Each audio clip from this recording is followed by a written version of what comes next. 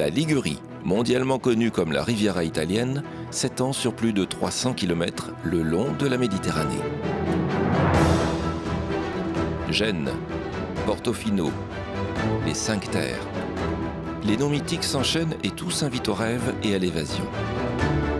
De la préhistoire à la République de Gênes, et même jusqu'à l'âge d'or du baby-boom des années 60, la région a toujours été au cœur de l'histoire italienne.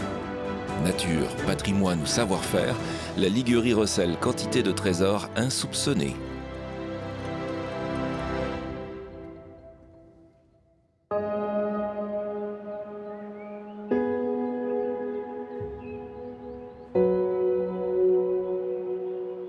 Sa limite nord se trouve dans les hauteurs des Alpes ligures, là où les montagnes forment une séparation naturelle entre la France et l'Italie.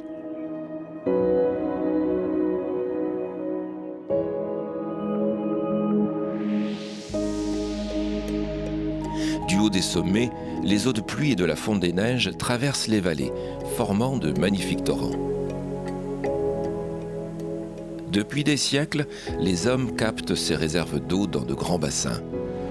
Ces piscines naturelles aux couleurs turquoises offrent de belles baignades rafraîchissantes, loin du tumulte des plages sur la côte.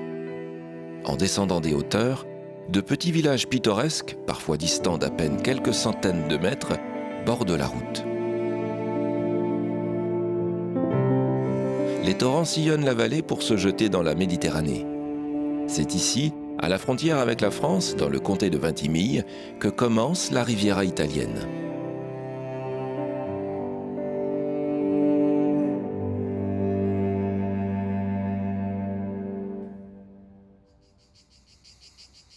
À Latte, face à la mer, le jardin Enbury est un havre de verdure exceptionnel.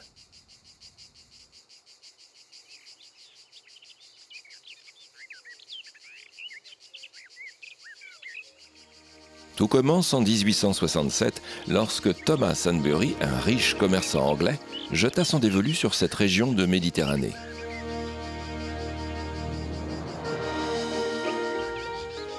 Passionné de botanique, il fait tracer à flanc de colline un incroyable jardin riche de plus de 7000 plantes rapportées des 4 coins du monde.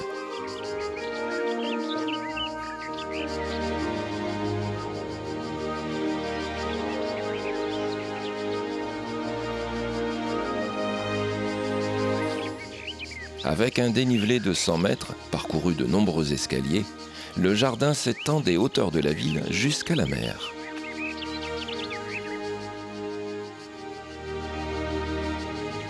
Une grande variété de fleurs exotiques, ainsi qu'une belle collection d'agrumes oubliés, agrémentent la promenade d'odeurs et de couleurs différentes à chaque saison.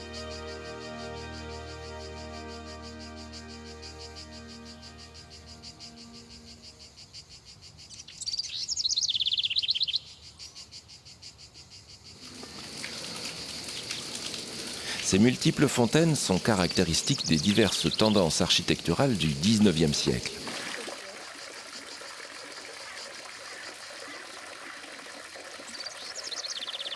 En contrebas, dans un mausolée de style mauresque, reposent les cendres du maître des lieux, ainsi que celles de son épouse.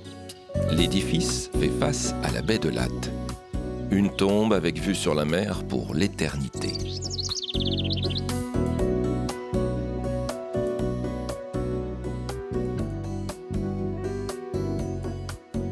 À moins de 30 km du jardin Enbury se trouve San Remo. Les hommes résident ici depuis le Paléolithique. Mais c'est véritablement au IXe siècle que la ville prend son nom, tirant ses origines de Saint Romule, un ermite qui vécut et mourut dans les hauteurs de la ville.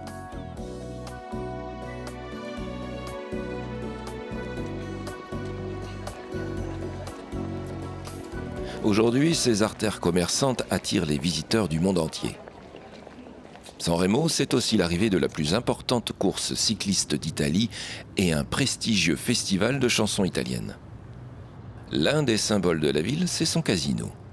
Majestueux bâtiment de style Art Nouveau, c'est le plus ancien et le plus élégant du pays.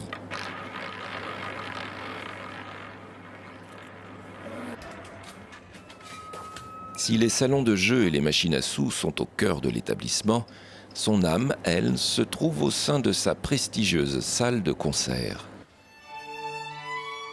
Ce théâtre héberge un orchestre de musique classique se produisant chaque semaine.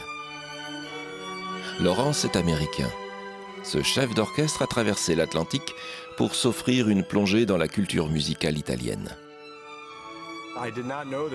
Avant, je ne savais pas qu'il y avait une salle de concert dans ce casino.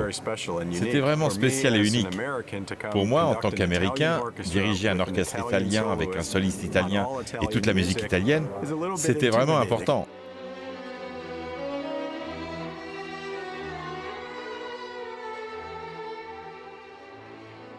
Quand on abandonne la côte pour remonter dans les hauteurs de la Ligurie, on découvre un étonnant village.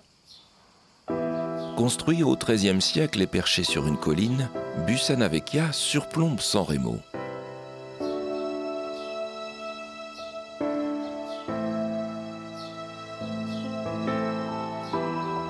En 1887, la région subit un tremblement de terre de forte intensité. Une grande partie du village est rasée. Ces deux églises sont partiellement détruites. La plupart des édifices étant sévèrement endommagés, les autorités prirent le parti de reconstruire le village un peu plus loin.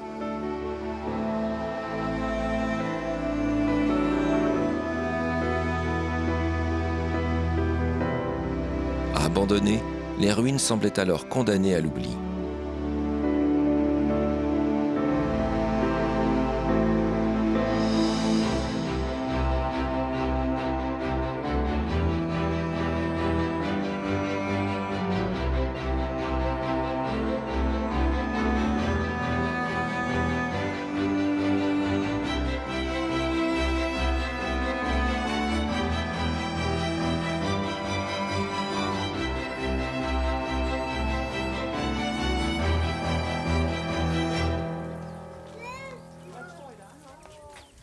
Mais dans les années 60, en pleine vague hippie, des artistes venus de toute l'Europe s'installèrent à Bussana Vecchia.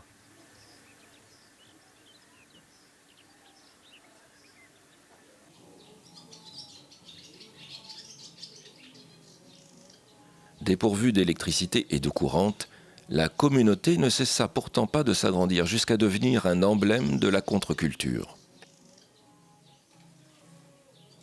Les habitations abritent de nombreuses curiosités, toutes plus originales les unes que les autres, comme cette association de maquettistes de trains.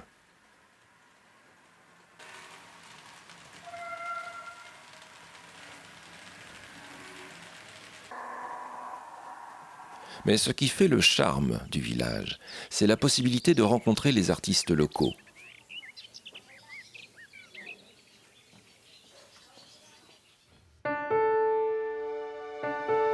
Ce peintre de talent a vu le village grandir jusqu'à être aujourd'hui fréquenté par les touristes du monde entier.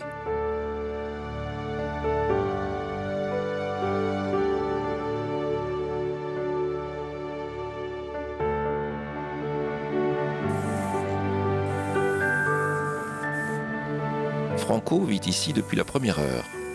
Il a des souvenirs plein la tête qu'il prend plaisir à partager. Au début, il n'y avait que des artistes. L'idée, c'était de faire un village avec seulement des artistes et des artisans. Il y avait un principe fondamental. On ne pouvait pas vivre de commerce. Tu ne pouvais pas venir ici vendre quelque chose que tu n'avais pas fait avec tes mains. Et je suis tombé amoureux de cet endroit, car c'était vraiment quelque chose de fantastique. Les rues étaient en mauvais état, en terre battue. C'était le lieu idéal.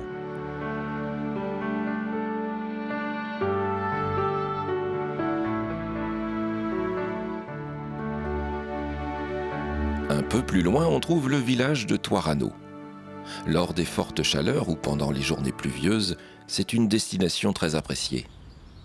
C'est là que se trouve l'une des plus belles grottes d'Italie. Située au milieu d'une vallée, elle a été creusée au fil du temps par l'érosion.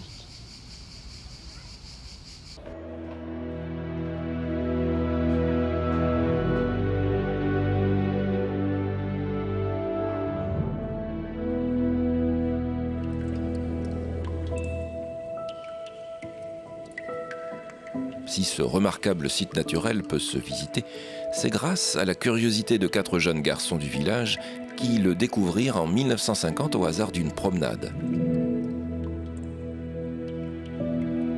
En parcourant les galeries, on imagine assez bien l'émotion ressentie par les adolescents lors de cette incroyable découverte.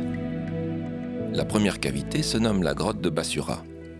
Elle est connue pour ses ossements d'ours préhistoriques et ses empreintes humaines datant de plus de 12 000 ans.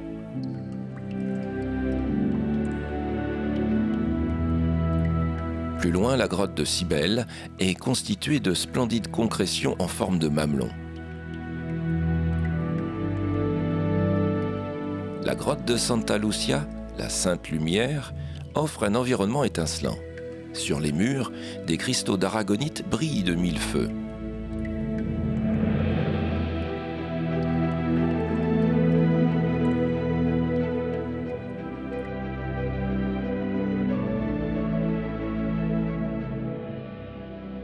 Au total, c'est près de 1400 mètres de galeries qu'il est possible d'explorer. Avec une température constante de 16 degrés Celsius, été comme hiver, les grottes de Tuarano offrent un spectacle unique dans la région. À seulement 15 km de là, Finalborgo est un village médiéval classé parmi les plus beaux d'Italie. Ici, rien ne semble avoir bougé depuis des siècles.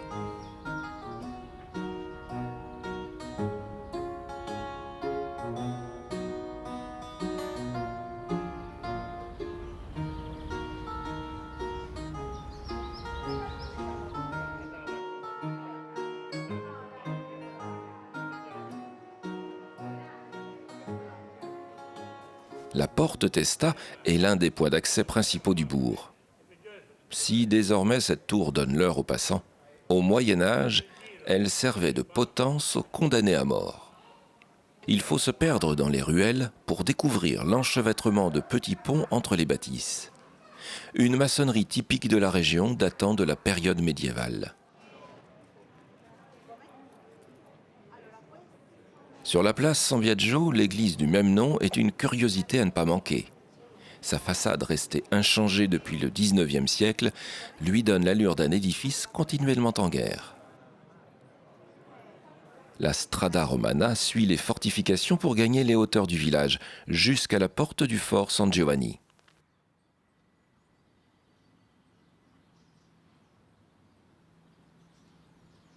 Les canons et les meurtrières rappellent que Finalborgo fut vendu à la couronne d'Espagne à la fin du XVIe siècle.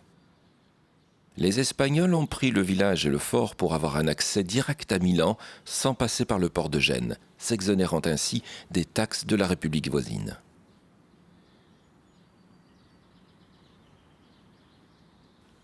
Aujourd'hui, le fort est un petit havre de paix, offrant une vue imprenable sur le village et la mer. La prochaine étape est Albisola, la capitale de la céramique. C'est un endroit surprenant qui a su allier patrimoine et modernité.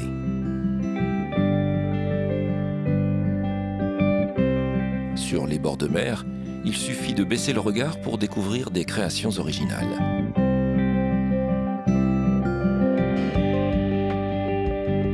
Un hommage au savoir-faire local qui se perpétue depuis des siècles. C'est ici que travaille l'un des plus anciens artisans de la ville. Dans sa boutique trônent ses plus belles œuvres.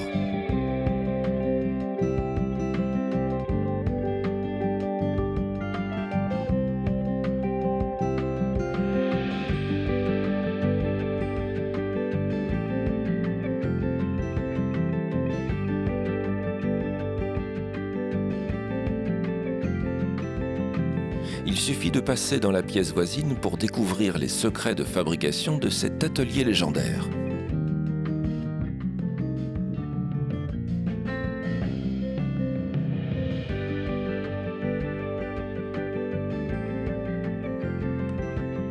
Une fois peintes, les pièces sont placées dans un four.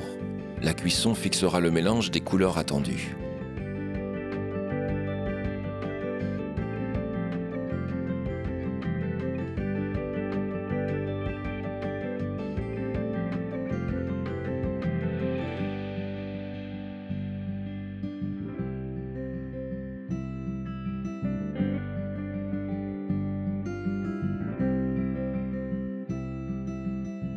Depuis le 19e siècle, cette ancienne écurie est devenue l'un des centres mondiaux de la céramique. Sur les murs, les croquis de Lucio Fontana, un des maîtres dans le domaine, sont conservés comme les traces indélébiles de ce riche passé.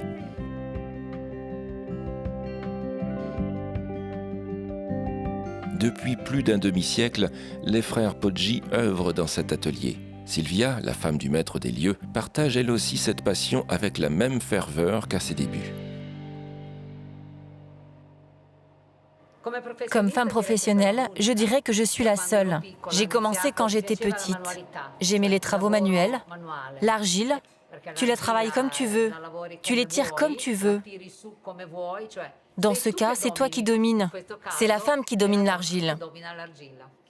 Je crée tout avec mes mains. C'est un beau travail qui donne beaucoup de satisfaction.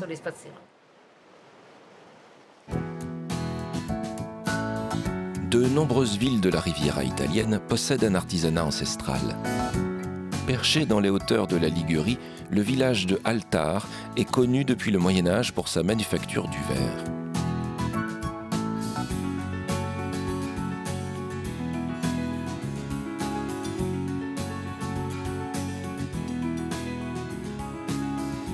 Si cette spécialité est un peu oubliée, le savoir-faire local perdure néanmoins grâce à la passion de quelques irréductibles.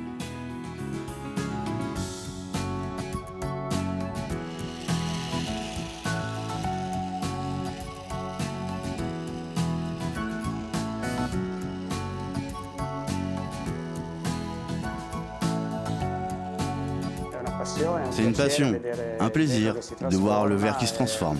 C'est un peu de la magie. J'aime faire des chandeliers, des fleurs, des bouteilles et aussi des petits animaux.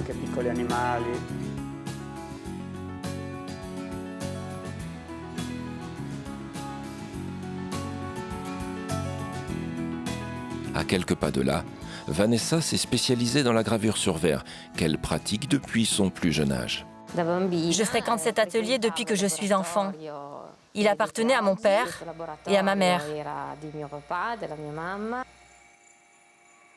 Je passais toutes mes journées à les regarder travailler et ma passion est née comme cela.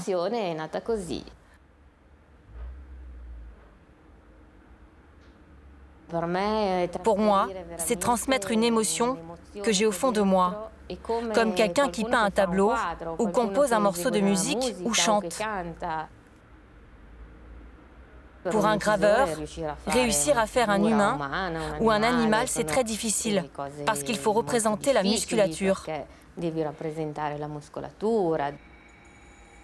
J'utilise la roue comme un stylo, ce n'est pas juste une décoration. C'est une expression de ma personnalité, de mon terroir.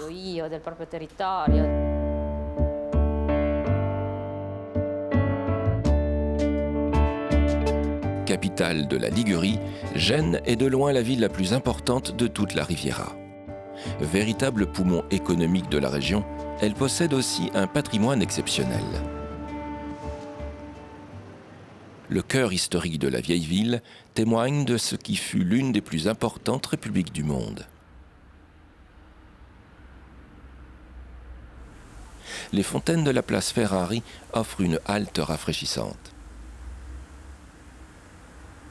Non loin de la porte Soprana, vestige des remparts de la ville, se trouve la toute petite maison de Christophe Colomb.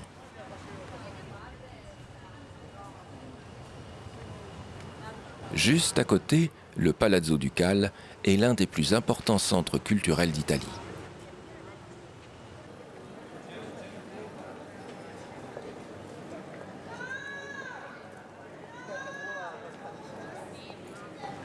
À moins de 300 mètres se dresse l'un des monuments les plus intéressants à visiter, la cathédrale de San Lorenzo. Sa façade composée de 3 portails raconte des siècles d'histoire. L'alternance de gris et de blanc est emblématique du style des églises de Ligurie.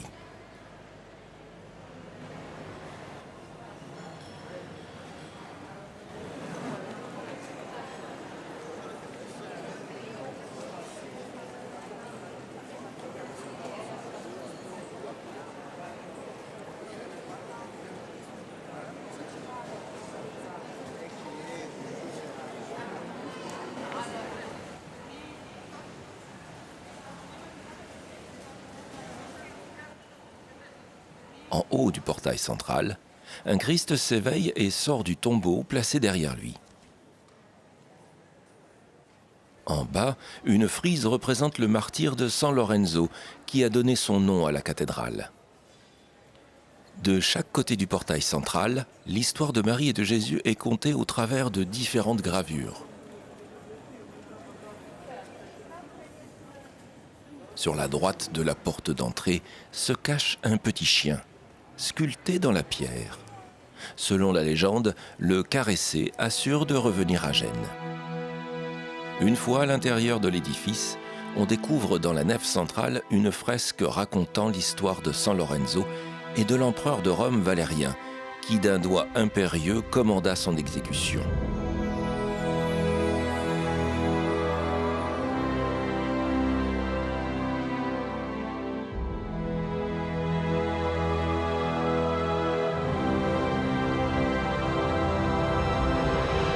Le toit de l'édifice propose l'un des plus beaux points de vue sur la ville de Gênes.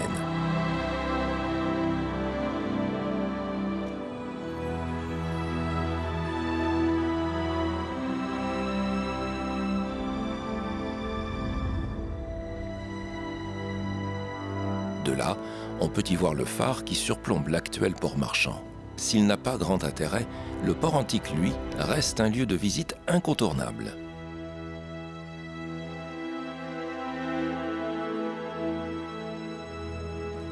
Un ascenseur très singulier permet de découvrir la ville à 360 degrés.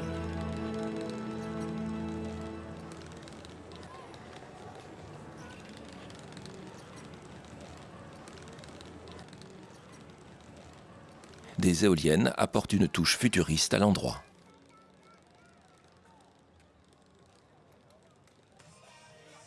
Dès les premiers jours du printemps et jusqu'à l'automne, de nombreuses animations sont organisées sur le parvis. Le port antique est devenu un lieu branché pour sortir en fin de journée. À la nuit tombée, les toits terrasses des anciens comptoirs se transforment en restaurants. Face au paquebot de croisière, c'est un endroit branché pour découvrir les spécialités culinaires de la région.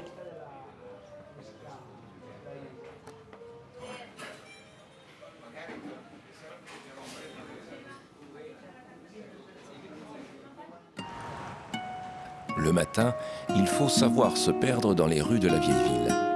C'est ici que se reposaient les équipages des bateaux entre deux expéditions en haute mer.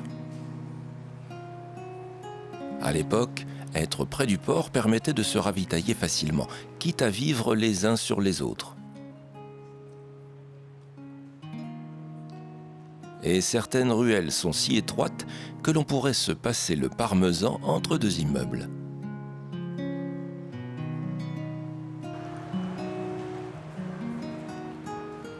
L'architecture locale a pris certaines libertés, comme pour cette église dont le campanile a été placé sur le toit de l'immeuble voisin. Il faut donc emprunter un couloir et monter encore quelques étages pour atteindre la cloche.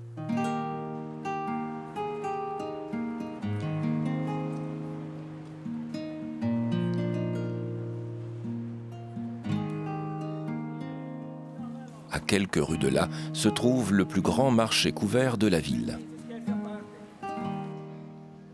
Si sa structure n'a rien de spectaculaire, la beauté des étals et les odeurs flottant dans l'air éveillent les sens. L'Italie figure parmi les plus gros producteurs de fromage au monde. Le parmesan étant sans nul doute le plus célèbre d'entre eux.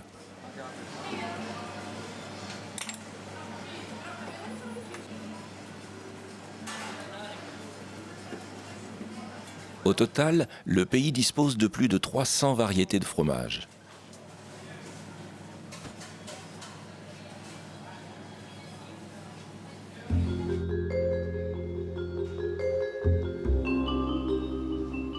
Mais la gastronomie italienne est spécialement réputée pour ses recettes de pâtes.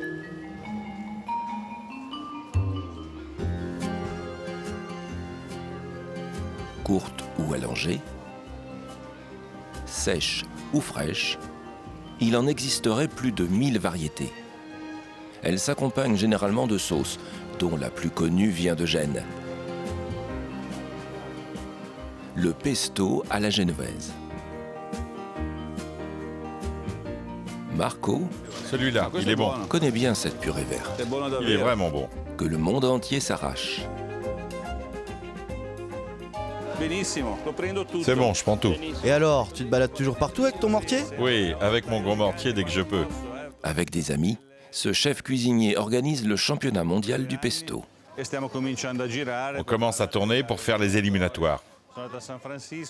J'étais à San Francisco il y a 2 semaines, bientôt à Genève et Madrid. Je suis déjà allé à Paris. Allez, au revoir.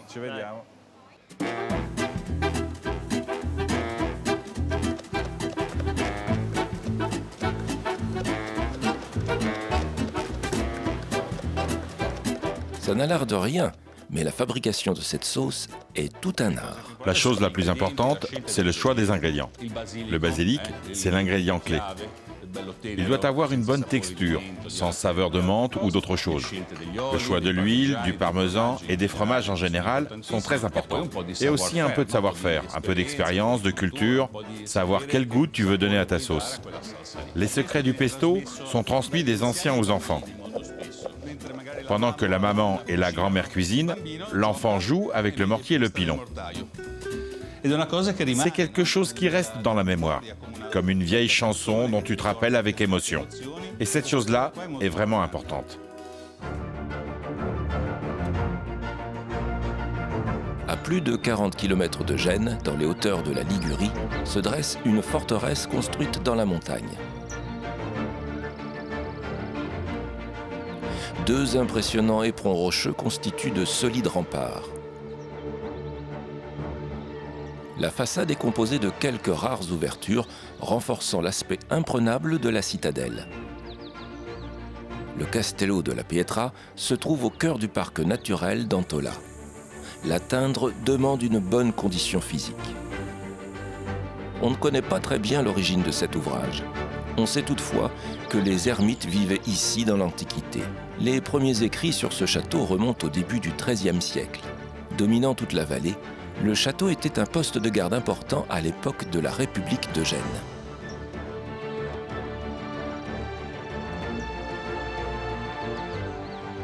En 1579, des brigands avaient conquis ce fort et en avaient fait leur repère, à partir duquel ils écumaient toute la région.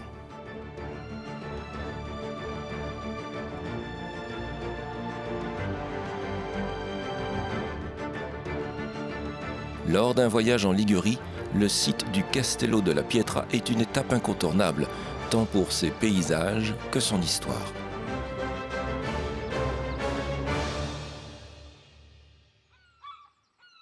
De retour sur la côte en direction de l'est, Camoglia est incontestablement l'un des lieux les plus pittoresques de toute la région.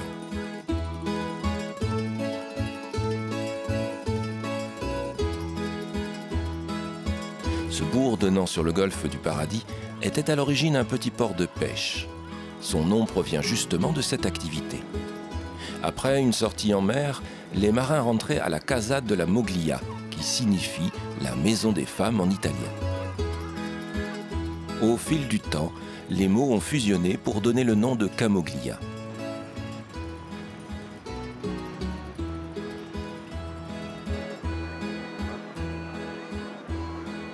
La légende raconte que les femmes faisaient peindre les façades avec des couleurs vives pour que leurs maris retrouvent le port plus facilement lors des matins brumeux.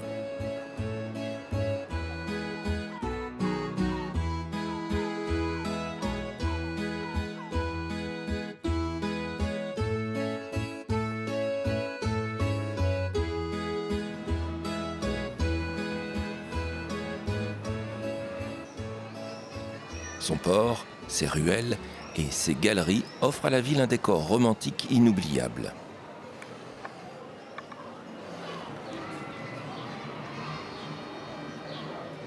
Sur ces filets de pêche, les amoureux déclarent leur flamme sur de petits cœurs en carton qui resteront accrochés toute l'année.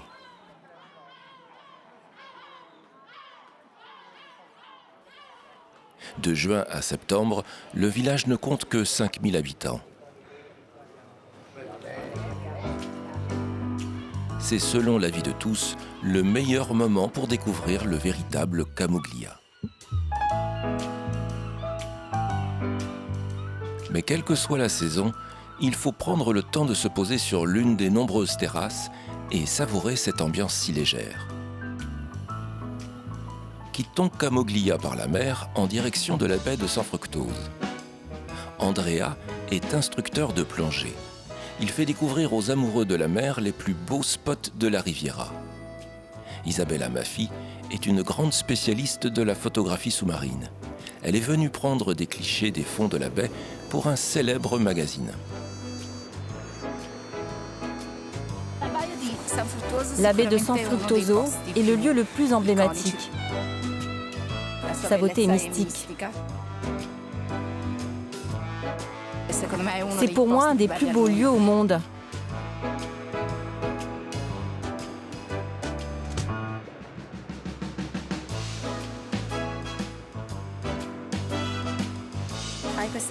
Sous l'eau, au bord des falaises, il y a plein de petits corails rouges.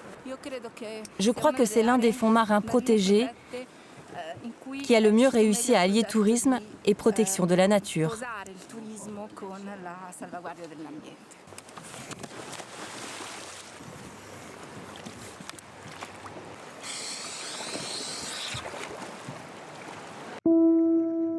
Dès les premières secondes, le spectacle est saisissant. La clarté de l'eau rappelle la mer Rouge ou les fonds marins des Caraïbes. Rapidement, on trouve le corail rouge qu'Isabella apprécie particulièrement. Même les plongeurs débutants peuvent admirer les nombreux récifs. Les eaux poissonneuses offrent un spectacle féerique. La zone est propice à la reproduction des baleines et des dauphins. Une grande partie du littoral et des fonds sont protégés et appartiennent au parc naturel de Portofino.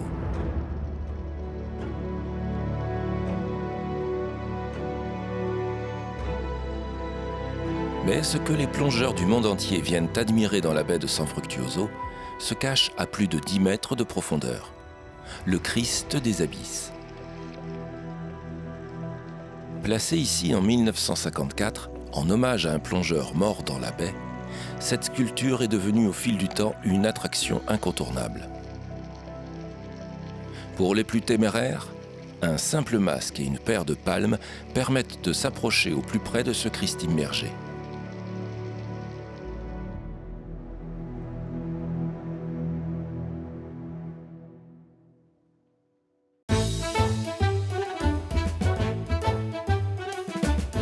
De retour en surface, nous rejoignons la destination la plus prisée par les propriétaires de yachts.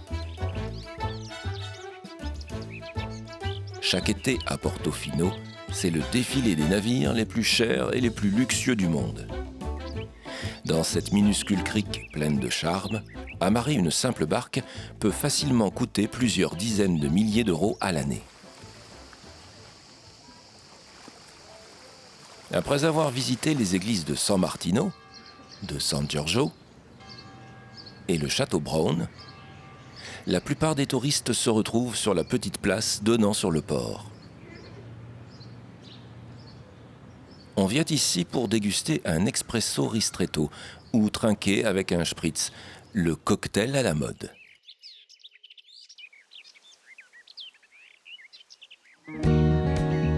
Portofino, c'est aussi 1500 hectares de parc naturel. Une végétation dense et des décors à couper le souffle. 80 km de sentiers balisés qui sillonnent le littoral. Un vrai paradis pour les amoureux de la randonnée.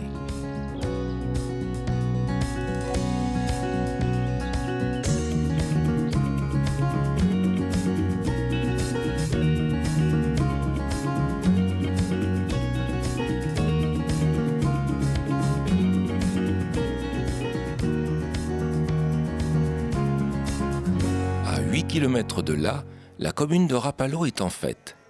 Chaque année, dès les premiers jours de juillet, le village célèbre la fête de Notre-Dame de Montalegro. La foule se presse sur le port pour admirer un impressionnant feu d'artifice se déroulant sur plusieurs jours.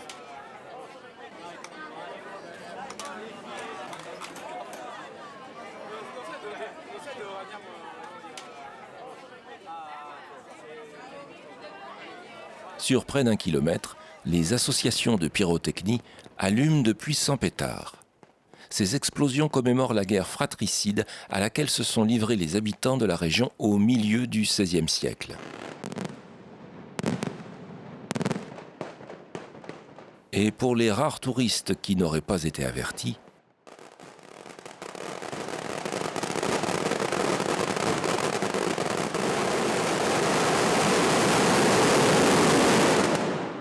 le bain de soleil peut se révéler ce jour-là un peu plus bruyant que d'habitude.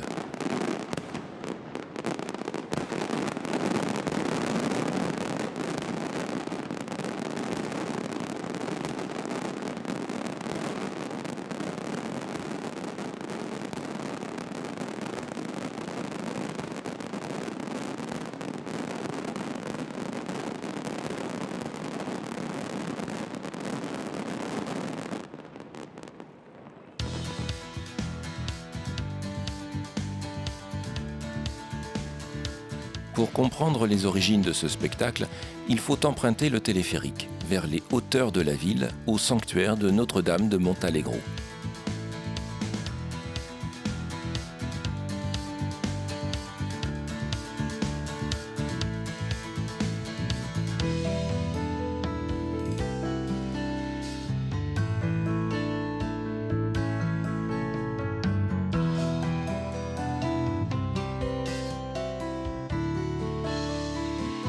Selon la légende, le 2 juillet 1557, la Vierge serait apparue à un agriculteur de Rapallo.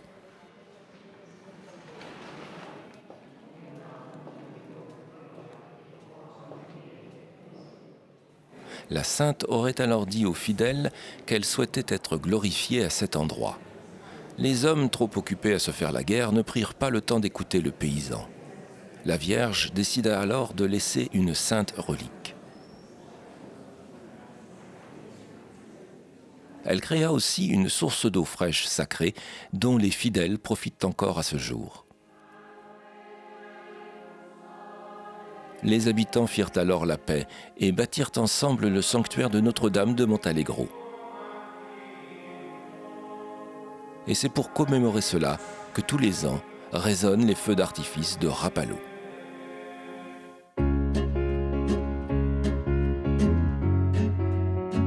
Une bande de copains roule à toute allure sur la route qui mène de Rapallo à Chiavari.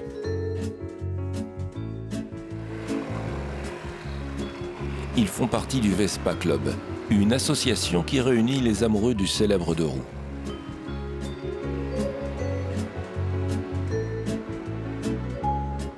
Sur le scooter blanc, Alexandro. Pour lui, le Vespa, c'est avant tout une histoire de famille. C'était la Vespa de mon grand-père. Il était médecin et il l'utilisait pour faire des visites aux patients. Après, il l'a passée à ma tante et elle l'a utilisée pour un paquet d'années. Un paquet d'aventures sur la Vespa quand elle était adolescente. Et après, j'ai décidé de la récupérer. Je l'ai repris dans le jardin. J'ai décidé de la restaurer et maintenant elle m'offre de belles aventures. Ce n'est pas juste conduire. C'est une joie à chaque fois que je change de vitesse, que j'entends le son du moteur. C'est une émotion unique.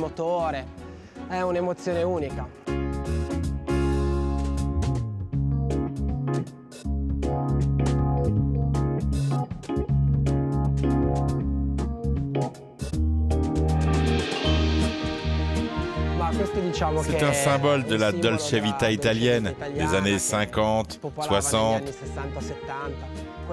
Cette vision de l'Italie où tout est beau, où l'on sortait insouciant, où l'on conduisait sans casque, cheveux au vent.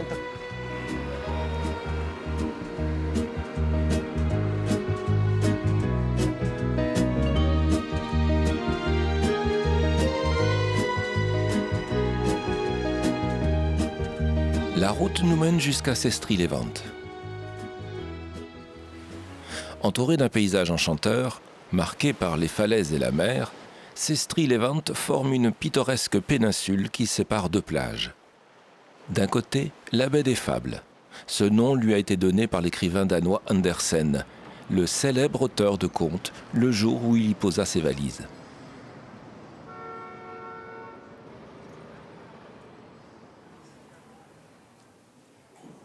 Un festival de contes est organisé chaque année en son hommage.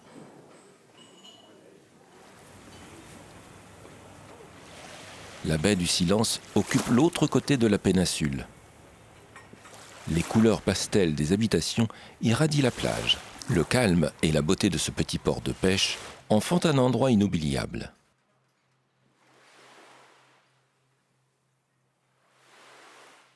Cap maintenant sur la destination la plus connue de toute la Riviera, les 5 terres.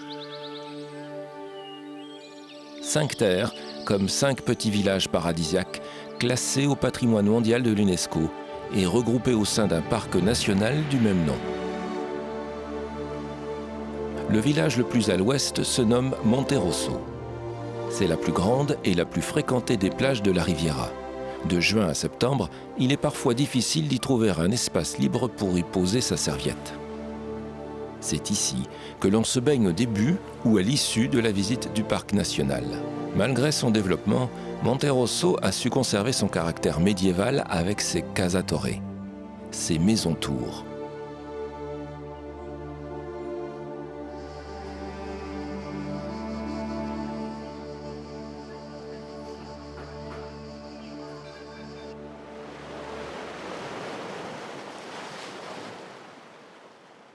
Le deuxième village, Vernazza, est sûrement le plus pittoresque.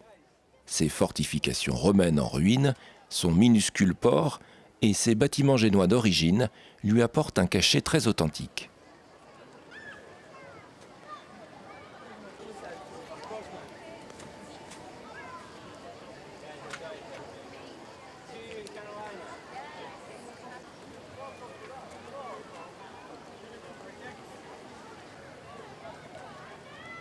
Par le train, on rejoint Corniglia, le plus haut perché et le plus inaccessible des 5 villages. Sa gare ferroviaire se situe en contrebas du hameau sur le rivage. Il faut gravir un interminable escalier pour arriver dans le centre.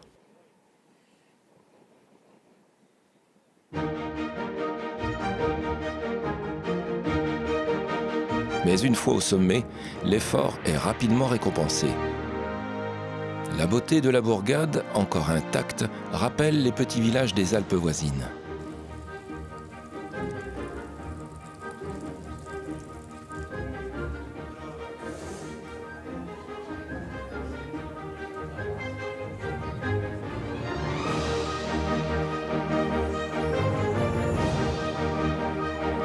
Au bout de la Via Fieschi, la vue sur le littoral est à couper le souffle.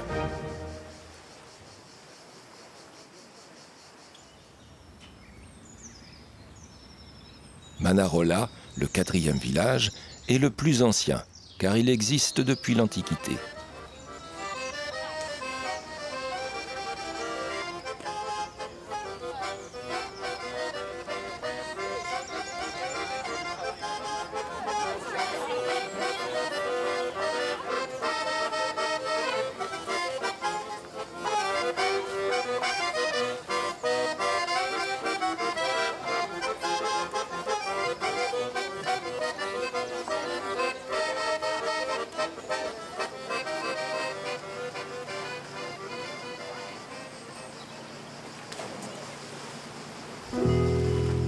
Le long de la falaise, un sentier bordé de petites criques longe la mer de part et d'autre sur quelques kilomètres.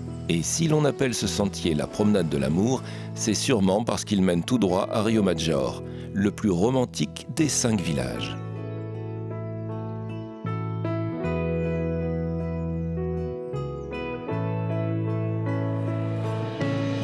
Cet ancien village de pêcheurs aurait été fondé au 8e siècle. L'enchevêtrement des maisons colorées et la beauté des murs en pierre sèche sont devenus au fil du temps un cadre idyllique pour les amoureux venus du monde entier.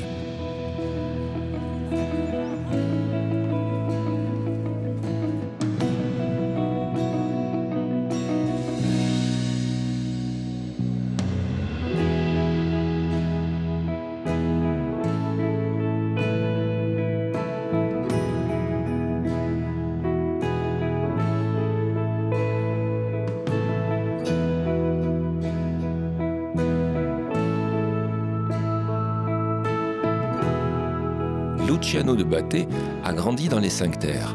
Il y est maintenant vigneron. Selon lui, l'endroit tire une partie de son charme de ses paysages typiquement méditerranéens, avec ses murs en pierre sèche et ses vignes cultivées en terrasse. C'est un haut lieu du tourisme international, parce que ce territoire est fait par la main de l'homme au cours des siècles. Il est modelé par la main de l'homme. C'est une tradition qui se transmet de père en fils. Ici, on travaille par passion, pas pour l'argent. C'est l'instrument le plus important. Il s'appelle rampi. Il n'a jamais été remplacé par la technologie moderne. Ici, le temps s'est arrêté. C'est très fatigant de travailler la vigne des Cinq Terres, sang, sueur et larmes. Mais la satisfaction et la passion te feront sentir des émotions merveilleuses. Ici, tu es en paix avec le monde.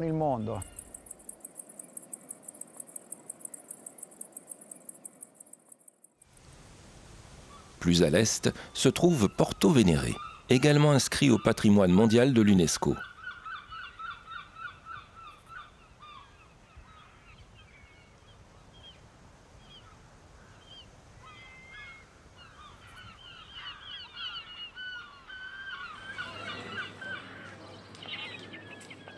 Juste derrière le port, la porte de la ville construite en 1113 constituait le premier rempart contre les invasions.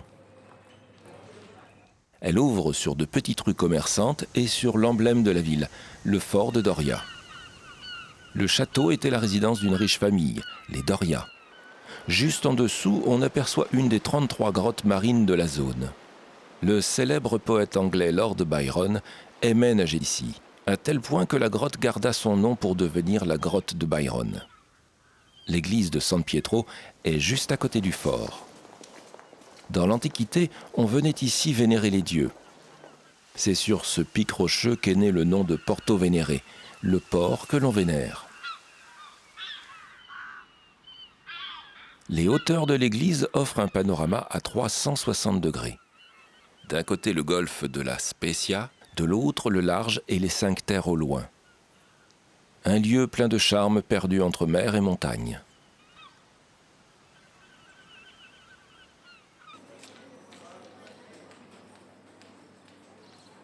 Du port, on embarque pour l'île de Palmaria.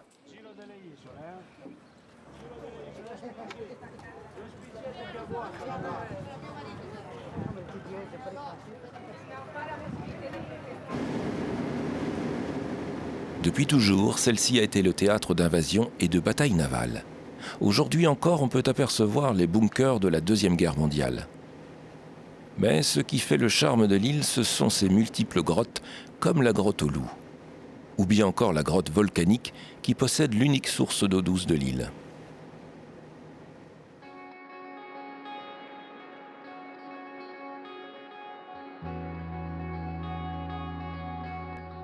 Au milieu de la mer, une statue de la Vierge signale un dangereux rocher. Surnommée la fille du diable, cette statue veille sur l'île de Palmaria et la baie de Porto Venere. Ce lieu unique, un homme le connaît bien.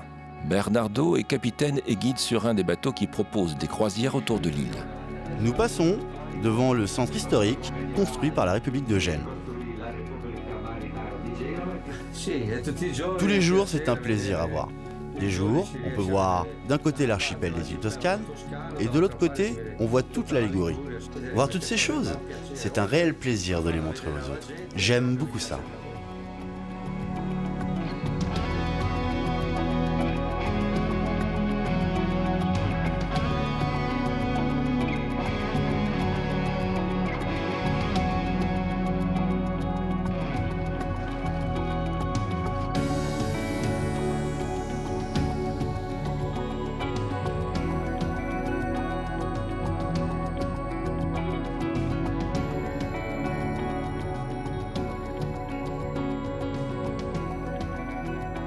Une fois sur la terre ferme, un sentier de grande randonnée propose une magnifique balade. Arrivé en haut de la falaise, l'île de Palmaria offre un point de vue exceptionnel sur Porto Venere. C'est ici que s'achève ce périple en Ligurie, cette riviera italienne, célébrée avec raison pour sa beauté depuis des temps ancestraux.